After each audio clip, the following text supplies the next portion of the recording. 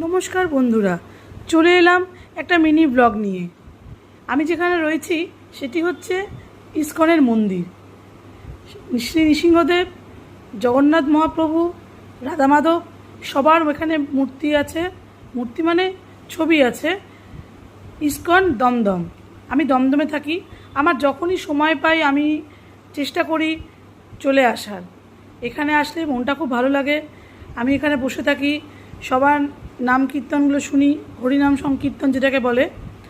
আর সময়ের মধ্যে আসতে পারলে ঠাকুরের ভোগ পাওয়া যায়, ভোগও খাই এখানে। আজকে তোমাদের এখানে মন্দিরের ভেতরে একটা লাইব্রেরি আছে। লাইব্রেরি ঠিক না, একটা আউটলেট মতো রয়েছে। সেখানে ভগবানের ছবি বা গাড়িতে লাগানো ছোটো ছোটো স্ট্যাচু, সব রকম জিনিস এখানে পাওয়া যায়। যেরকম আমরা মায়াপুরে গিয়ে ঘুরে ঘুরে কিনেছিলাম মিউজিয়ামটায়, ঠিক সেরকম ধরনেরই এখানে গোপালের, নৃসিংহদেবের